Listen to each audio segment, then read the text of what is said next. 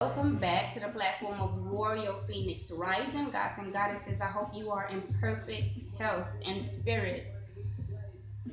This is a continuation from the first video, so if you haven't watched my first part one, I suggest that you do. I want to thank you all for joining me again. Before we get started, as usual, I would like to give honor and gratitude to my ancestors, my spirit guides, the creator, the universe, and the cosmos for allowing me to be a living testament. I am so humbled and appreciative. Okay,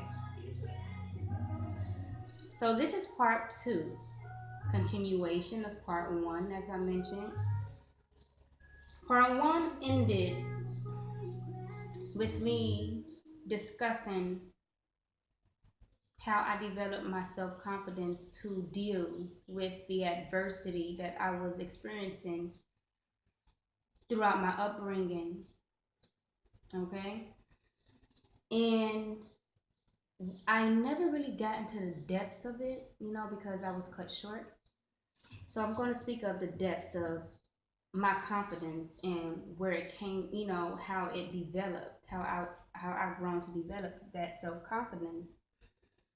And I thought that it would be very important to mention that the depths of my self confidence was not healthy. Okay, it was really from a standpoint of ego, from a standpoint of ego and arrogance, and I was arrogant about it. It was just like there was no humility, and I didn't feel that I owe anyone any type of humility. And honestly, truth be told, if I had a chance to do things again, I would do the same exact thing. I would develop my confidence exactly how I did. Why? Because now that I look back at the situation itself, I see that that was necessary. It was very necessary in order for me to survive. You understand? Certain things that we do throughout our lifetime, no, yes, it is very toxic and very unhealthy.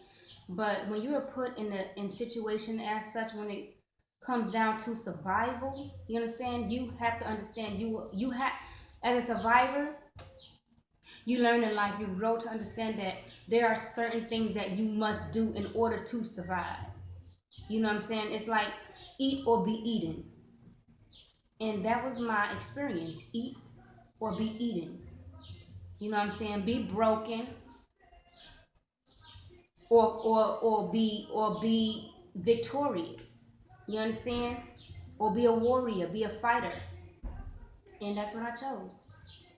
That was mine, you know.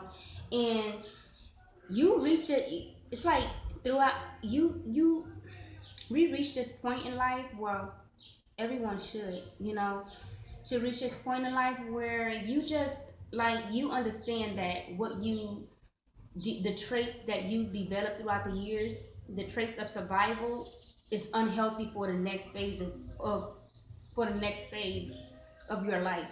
You understand? So for myself, it was that, a lot of things I didn't really I didn't really um know that it was unhealthy. I just knew that I had to survive.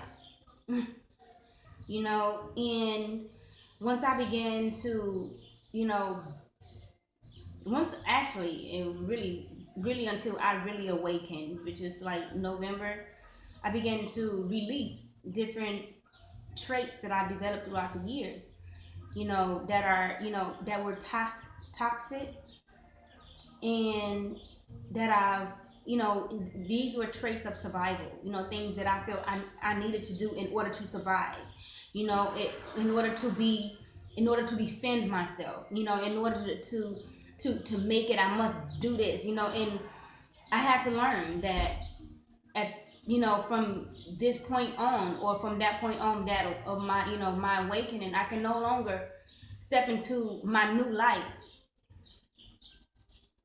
carrying baggage, such baggage, because I don't. It's like I'm not. I don't have to defend myself the way I did before. I just don't, and I don't feel I need to. So it would just a lot I had to break. I had to purge. That's the word. A lot I had to purge from. You understand? A lot, so much, and I'm still purging. I'm still purging. I'm still healing for you all. And look, I'm still purging. I'm still healing. I'm far from being perfect, but I'm nothing like I was. You understand? So moving into the lifestyle itself, being a part of the Hebrew Israelite community, I'm going to speak on that. Speak on this more. Get into the depths of the lifestyle. All right. This lifestyle, the diet was vegan. I'm okay. I'm gonna mention this. I have to mention this. During those periods, during the period of my upbringing, the rules were much more strict than they are now. Okay, so it's like there was no room to break any rules. If you break any rules, that is punishment. You get some type of punishment for breaking those rules. Okay, so when it came to the diet, let's speak on the diet. We ate vegan. It was a vegan lifestyle.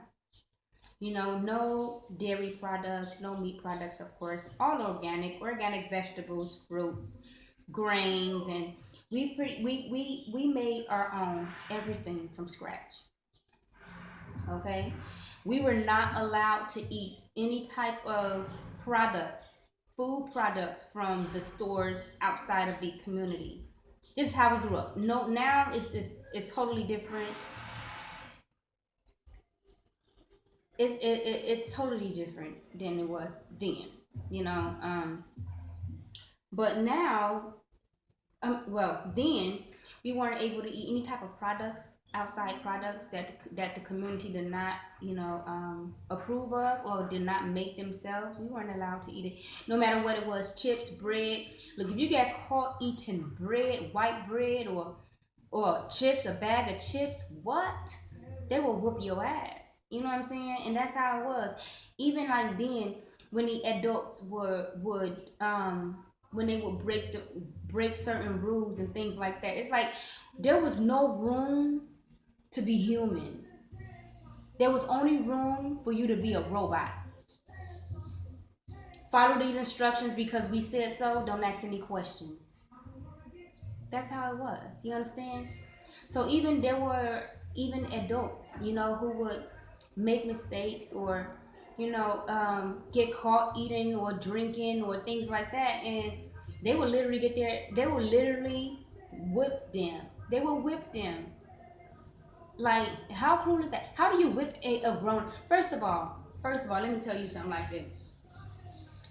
I would think back on those times, and I thank the Creator that I was not an adult. Okay, because it even I do understand, certain rules were meant to be followed and things as such, right? However, what I do not approve of is someone laying their hands on me. Like, bro, you gonna put your hands on me? We about to square up. You know what I'm saying? Like, as an adult, I'm a grown ass adult. I'm a grown ass woman. Like, what do you mean bend over so you can hit me with the pedal because I ate some chips? Or because I drank some type of drink or juice or whatever. You know what I'm saying? So it was that serious. Like, you really had people who would get their behinds beat as an adult, as a grown adult. So it's like there was nothing different from that lifestyle. There was nothing than different than slavery. You understand? It's like it was the same. It was the same. There was no freedom to be you. There was no freedom to be you. You could not be you. You had to be like everyone else. You understand? So for myself,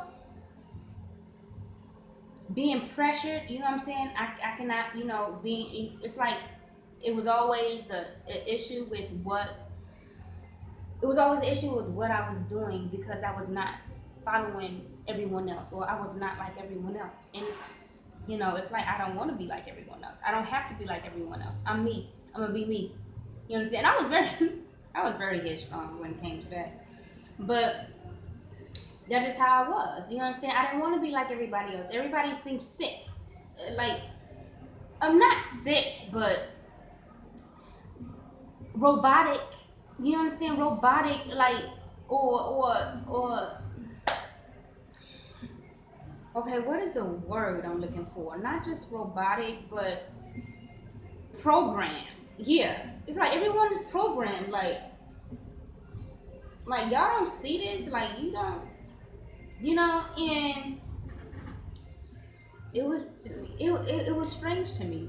So for me to remain me meant a lot to me. You understand? I loved it, and there was nothing anyone could do at any point or another to break me. I would take an ass beating because at a certain point I got used to it. Damn it, do you understand? I got my ass beat so much I got used to pain.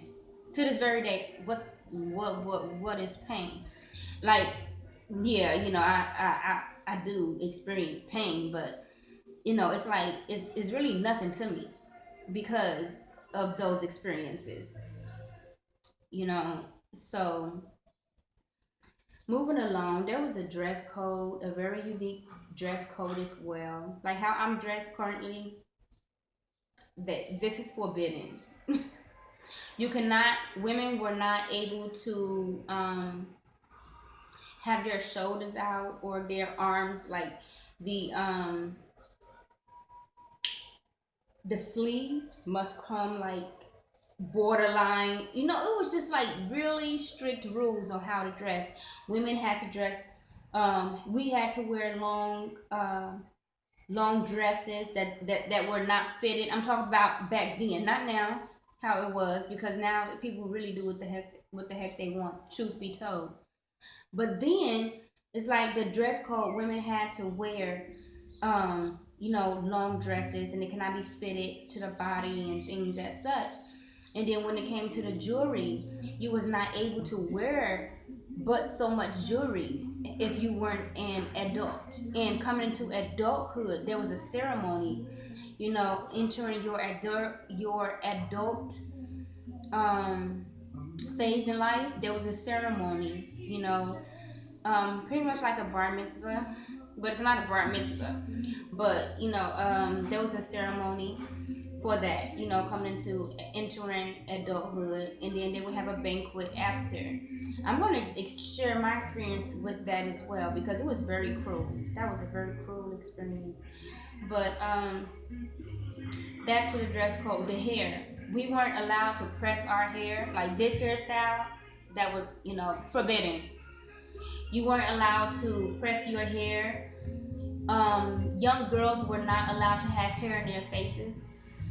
Well, my mom was very strict. We did not like this right here. This is forbidden. This simple hairstyle here is forbidden. What's forbidden, especially in my family.